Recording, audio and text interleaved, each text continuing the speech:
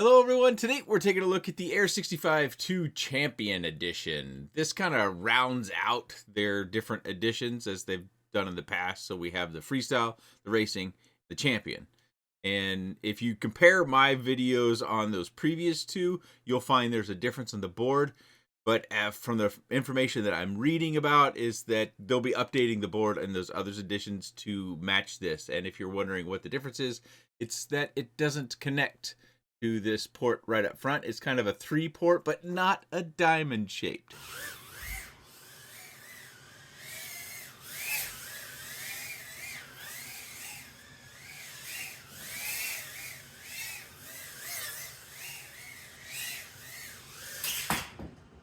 And we'll also be taking a look at BetaFPV's new Hexacharger, and we'll be comparing it to probably the leader on the market right now. The new flight controller is the Matrix 1S brushless G4 5-in-1 2. And hopefully you can see this a little bit more clear. It's not attached right up here at the front. Just kind of clipped off. They also talk about the moves and components, and I'll let you read all about it if you want to, but this is a redesigned board. You can tell from the camera port, it's over here now. Also, coming off this board, we do have micro UFL, and we don't have the tube on the antenna. So other things that have changed. It's really hard to get my camera to focus, but they are 0702 36,000 kV motors. I did break the canopy, and on those motors are GemFan tri-bladed props. Of course, it's BetaFPV, so it's got the BT20 battery connector. Express LRS on board. Our camera angle is adjusted by moving this tail into a different screw point. No motor connectors on this edition, so check those other editions if you're looking for motor connectors. Doesn't have a USB port, but it does come with this little dongle. Don't lose that. My kit came with an extra canopy, but that could be a reviewer special, so check the product listing down in the video description below. Along with the adapter for USB, we also get a small repair kit that has extra grommet screws of various sorts. And the last thing in the box is a support card. No stickers. BetaFPV says this should weigh 16.6 grams, but I'm getting 16.51 on my scale. The Racing should come in at 17.7 and the Freestyle at 17.8. So I think if you're looking at whoops, at least for the first time, the Champion Edition is not going to be the one you're going to go for if this is your first whoop. Or if you're looking for general purpose flying, like some might call it freestyle, you might call it cruising, you might call it exploratory or learning, I would recommend to go with the freestyle. It's going to have the lowest kV motors, and it's probably going to be slightly more durable. It's also going to have longer flight times, which when you're learning, those flight times become important, especially if you don't have a whole bunch of batteries. Most of us that have been doing whoops have dozens and dozens of batteries, some a little bit better than others because of wear and tear and abuse. But we have lots of batteries that we can charge up, so if you're getting into whoops or FPV with a whoop, yeah, go for the Freestyle Edition. It's going to fly a little bit longer. The flight performance is going to be different. As you can see here, I'm whizzing around pretty good around my house. I kind of felt like I was flying potentially just a little bit more fast than normal. I did move my camera angle up slightly from stock, one mount point up from stock. But I did think it flies well, but I think where you really see the high kV performance is either if this were to be in someone else's hands who's actually a much more talented pilot than myself inside, or when we go to the outside flight, which will be coming up next. I did have a little bit of that pre-arm or arm bounce that we get with these super light whoops. You kind of saw it there after I crashed and I turtle mode over, that when I hit, I do have air mode on, so that's something else to consider. But when I flipped over and when I still haven't brought the throttle up, it's so light and it's got so much kV that it's kind of bouncing. You can combat that with turning down the digital idle a little bit if you want to combat that. You can turn off air mode too. That will make perfect sense. I'm not sure if this one comes with the I can't remember what the name of it is called in Betaflight, the crash mode where it crash assist sort of thing. I have not really explored that. I'm just an old curmudgeon. I just fly, and when I crash, I turtle mode. I'm thankful for that because when I got started, it used to be if you went down, you had to go fetch it. We didn't have, well, we had brushed motors, and they didn't have the ability to spin the other way, and Betaflight didn't have flip over crash at that point anyways. But you can see our flight came in there at the end. 2 minutes and 20 seconds, and I did just about nail the engine voltage at 3.51 volts. Outside we go. And this flight's going to be even shorter, but pay attention to this punch out because I was impressed by this punch. I'm going to do it right away, right over the chimney, fresh battery, zoom.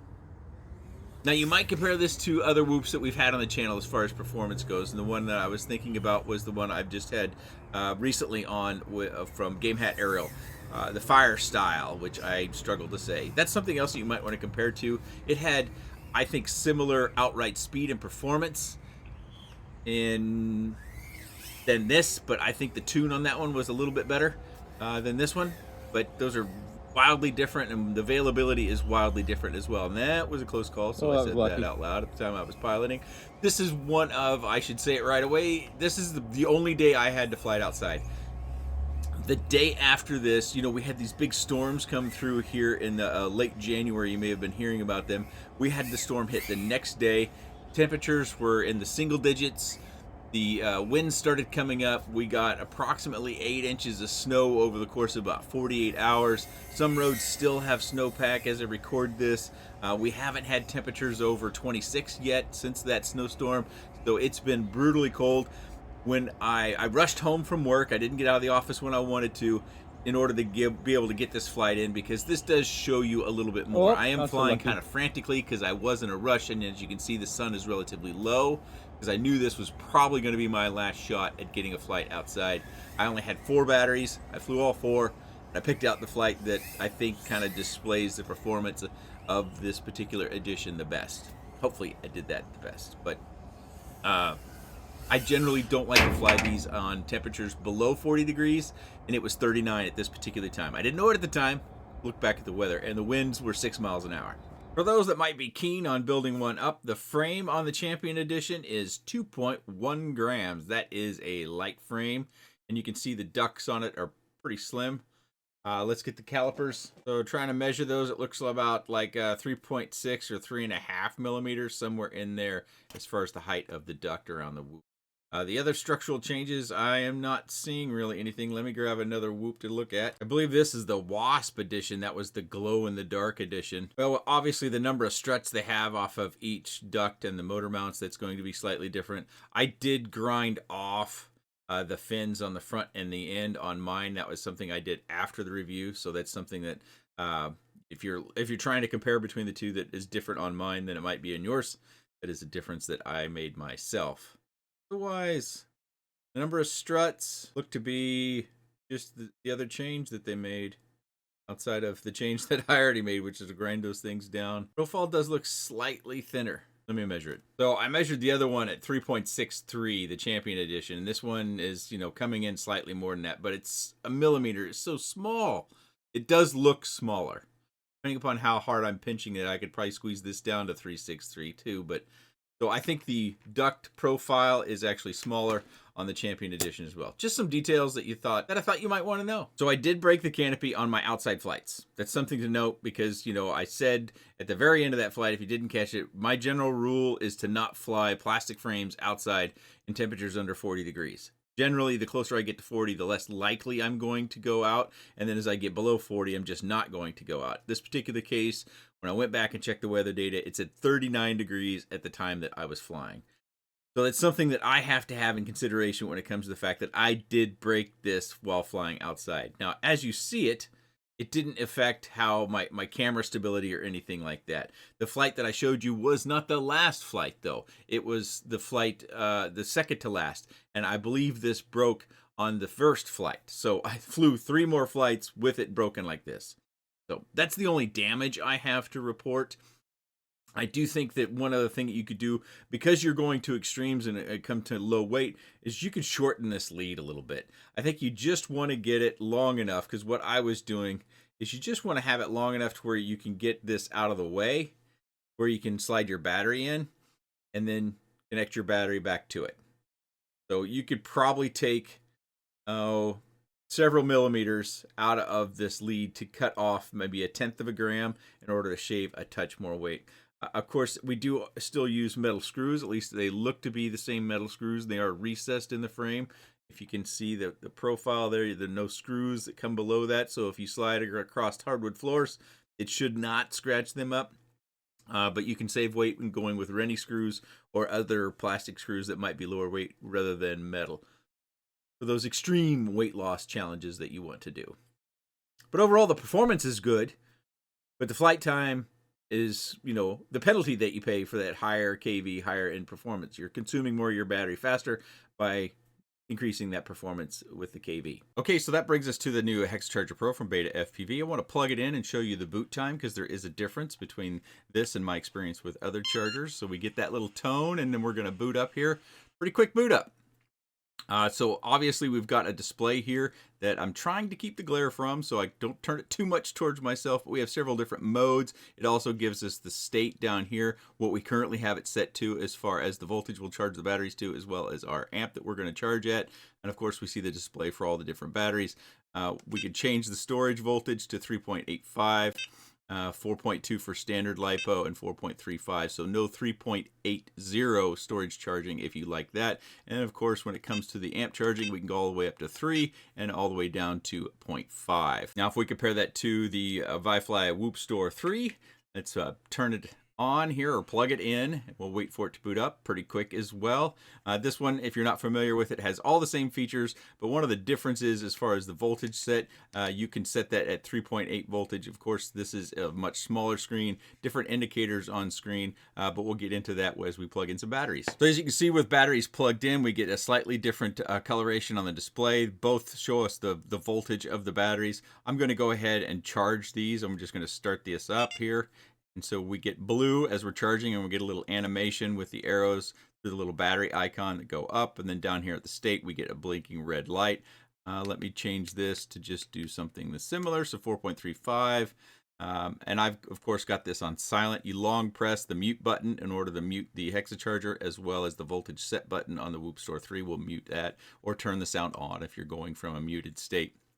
You can see up top here that indicates an activity on the battery via the red blinking dot versus the coloration and the animation down here on the Hexacharger Pro. Now I've got them both set up to do a storage charge. This one is storage charging to 3.85 and this one is charging to 3.8 volts. That is one of the differences if you prefer to charge at 3.8 volts. Of course, the amperage on this only goes up to 0.9 versus this goes up to 3 down to 0.5. It's currently set to 0.5 on the amperage.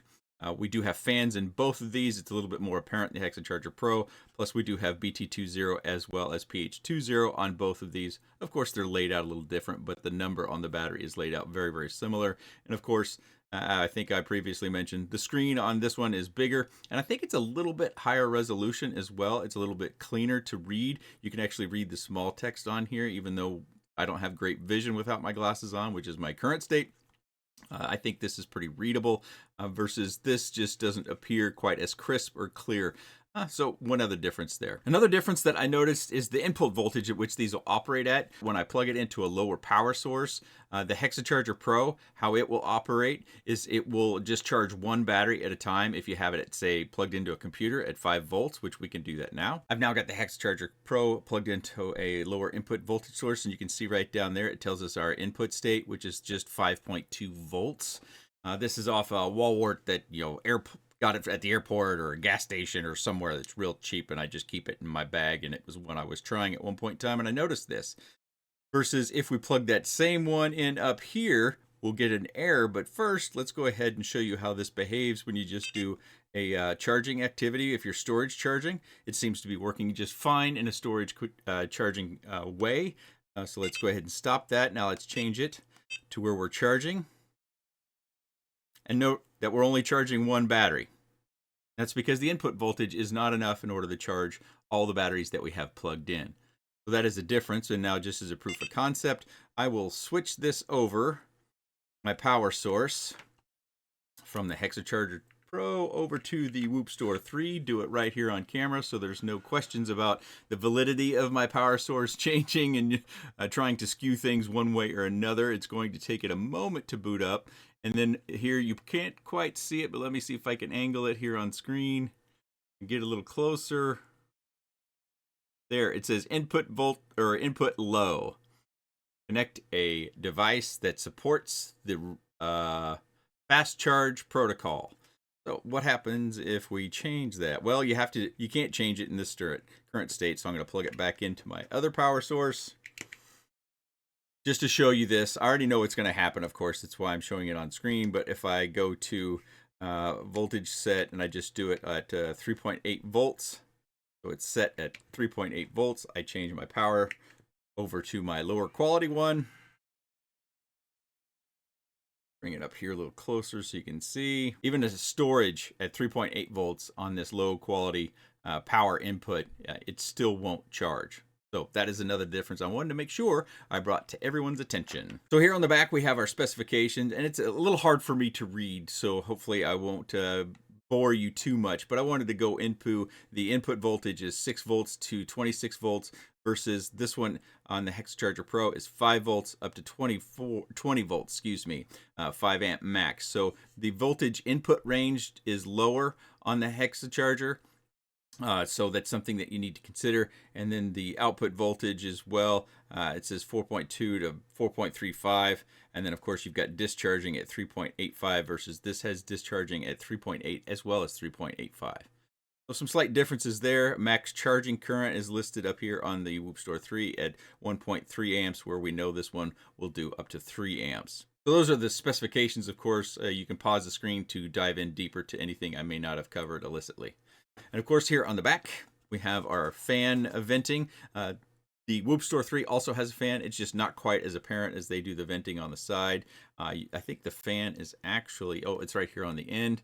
You can't see that, it was out of screen. So here's our fan. So I don't think the same manufacturer is making both of these. If they are, they're, following different specifications. My little foot here is moved off its original pedestal. But let's look at the ports over here on the side. And that was where another substantial difference could be seen.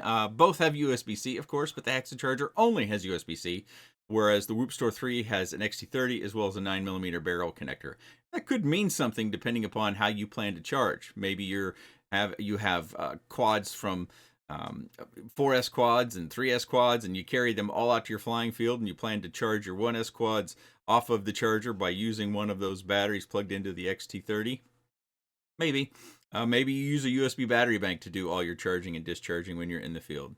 That would be similar, but we do have extra input availability on the Outtro 3. So all in all, there's a lot of very good similarities. The Hexacharger is slightly smaller. You can probably tell by my desk presence here. It's not as tall, it's not as long, and let's see, it looks to be just about the same width, I think we would call that. But there is a price difference. When I look around online, the Outtro 3 is currently going for around $32.99 at most of the stores I see, but I do see prices above that, of course. The Hexacharger Pro is supposed to launch at $25, and the non-Pro version, which has a lower input voltage, should be debuting for $20. Availability, of course, at launch is going to vary, but I will link the BetaFPV store down below, or you can just use your fingers on your keyboard or mobile phone in order to do a search for the BetaFPV Hexacharger or Hexacharger Pro to find where it's currently available and buy it from your favorite FPV shop. So that is the Hexacharger Pro. I just have the Pro edition from BetaFPV, as well as the Air65 2 Champion Edition from BetaFPV. Again, if you're not looking for the absolute top-end performance from your Air65 2, I would definitely take a look at the freestyle or even the racing. Just because something's called racing doesn't mean you can't freestyle it. Those are going to get longer flight times because they're lower KV. They do have a little bit more weight in the frame, so that might mean that they have a little bit more durability, maybe. But breaking canopies, that's something that I've done a fair amount. Hopefully it does come with that second canopy, but I will be attaching this one here directly. And don't fly your whoops outside when it's less than 40 degrees. Just a friendly warning. If you do have any comments, questions, suggestions, or otherwise about the Air65 2 Champion or the Hexacharger or something else altogether, let me know down in the comment section below. I appreciate your time. Thanks for watching.